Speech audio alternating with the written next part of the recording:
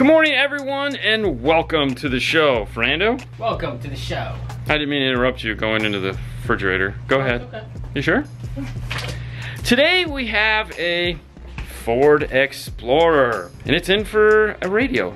Let me show you what I mean. So this particular Ford Explorer has the base model audio system in it with the little tiny display screen here, and he would like a much bigger radio. We have to replace that whole centerpiece to put a double din down low in the dash, and today we're going to walk you through the steps it takes to do that. You ready to get started? Let's go. To do this installation, we're going to need the Metra 2011 to 2015 995847CH. This is going to allow us to replace that whole center console. It'll move the factory air conditioner down from the hard buttons up to a touchscreen, and the radio will be located down low in the dash. This kit is a complete kit. It comes with a smart harness with steering wheel controls, backup camera retention if it has it, antenna adapter, and it will integrate with sync if needed. Inside, you find the main piece of plastic right here, the instruction manual, which is what I was in this looking for. And there are a couple different harnesses, antenna adapter, backup camera retention. This is for the steering wheel controls to go to Kenwood or JVC. A pocket, and inside the pocket is the left and right side brackets, along with a bag of screws and some clips. For now, I'm just gonna leave this stuff here in the box, putting the foam back in. I just need this. Let's head into the car and start getting this dash apart. Metra provides you with some of the best instructions on the market as far as dash disassembly goes. You can always find these on their website if you'd like to take your dash apart before you get the dash kit, or if you're just trying to figure out how to take a dash kit out to maybe install high level to low level, whatever you need to do. According to this, they give you both step-by-step as well as great pictures. What this is telling us is we need to remove these two side pieces here and here. That'll give us access to the screws located behind it. Once we get those screws out, this whole piece from the air conditioner all the way down to here should unsnap. We can remove the CD brain mechanism, which is located here. All the screws for this are going to be 7mm. Once we get the dash out, we can take it over to the bench and disassemble it and start assembling the regular kit. To take these out, we need to start with a pry tool and gently just kind of work your way down.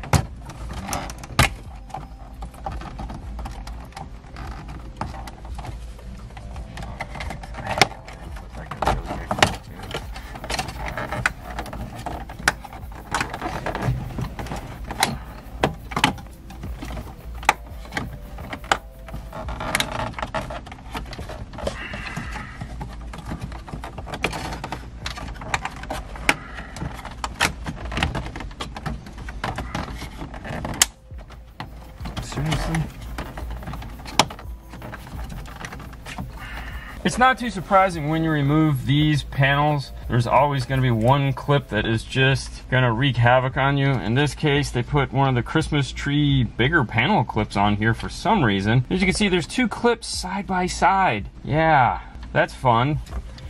Switching to the bigger panel clip, which is what you'd normally use to get this out, and getting in there deep will allow you to get that clip out, of course going slow.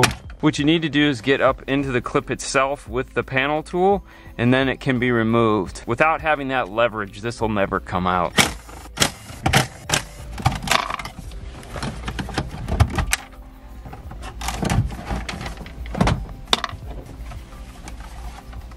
There is only surprisingly one actual power plug on the back, located here at the bottom. Otherwise, there's nothing here.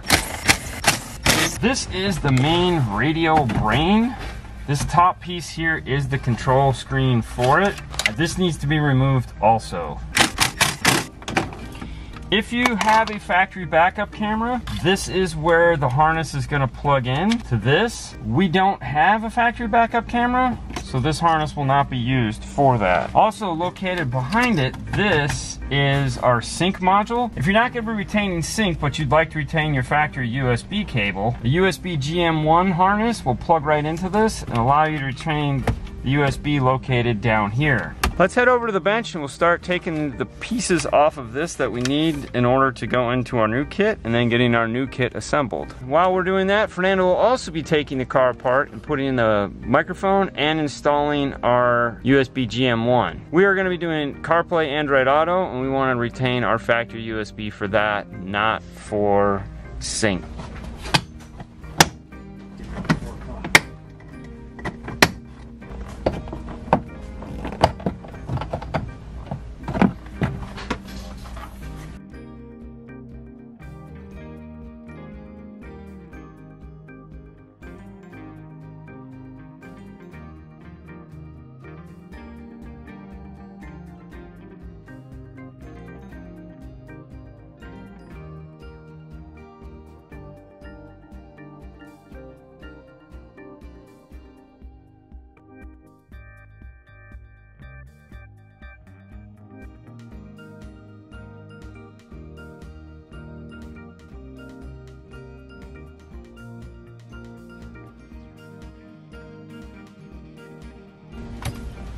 So the microphone is installed. We use 1/8 of an inch loom just to protect our wire in between here. Just any sharp metal is gonna be inside the car or inside the dash. That's it. We run it, zip tie, and it's ready to go. Now let's grab our USB adapter, plug it in, and put a small piece of heat shrink just to keep it safe. Now it's ready. According to the instructions, we need to remove these air vents. They have a torque screw holding them in place. Once the screws are removed, there are a couple little panel clips here at the top that need to be undone. The easiest thing to do is kind of pry them and push from the other side. And then I'll get these out. We don't have to remove these clips because Metra gives you a set to use. Set this aside for now. Grab the replacement kit, bag of screws, and those clips I was talking about are right here. I don't want to put those on yet, and I don't want to put the AC vent on yet because I'm going to have to test fit the radio to line it up with the kit. It'll make it easier to not have those on yet. To attach the radio, we need the side brackets and the radio itself, which is the Kenwood 6906. It does come with its own screws.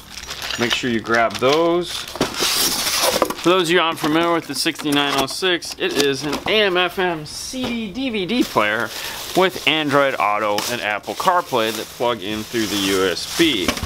It's also capable of doing a front camera, a back camera, as well as a dash camera. On the back side of the radio, it has the single USB. These are your camera adapters I was referring to. It has a wired FM antenna, microphone input here. When doing a radio that has pigtails like this for multiple cameras, since they're all yellow, I will take a Sharpie and label them. That way, if in, let's say, a year or so, they come back and they add a backup camera or something along those lines, and the paper may get caught in the dash or fall off or whatever might happen, it's on the RCA, so I don't have to play the guessing game. Now, one of the things about this particular radio is the lip here.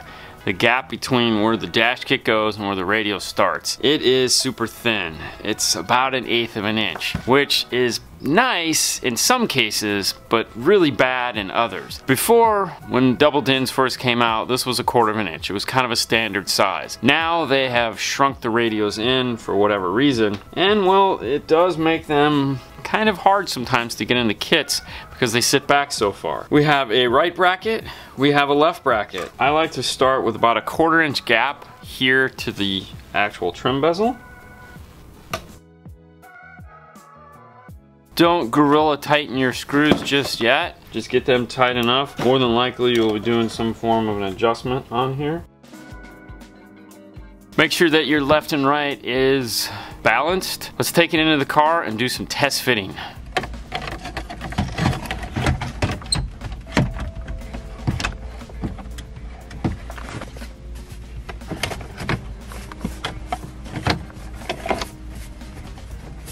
The first test fit shows us that we're about 1/4 of an inch in too far with the radio. This is why I didn't want to put the clips on, because this just sets in place and it's easy to pull in and out. I've readjusted the brackets to bring the radio out 1/4 inch. Test fit number 2. An 1/8 of an inch, or like a 1/16 of an inch over I here. think like an 1/8. Wow, this looks like a 16. Well, this one still have plenty. This looks a lot nicer. I do have just a little bit more room though, so I am going to bring it out just a tad bit more. Space behind this radio is at a premium. The more I can get, the better. Where I'm at now on the side of the radio is I have about an 1/8 of an inch of the silver cage showing on both sides. I got nothing over here. I got nothing over there. Yeah, that looks good.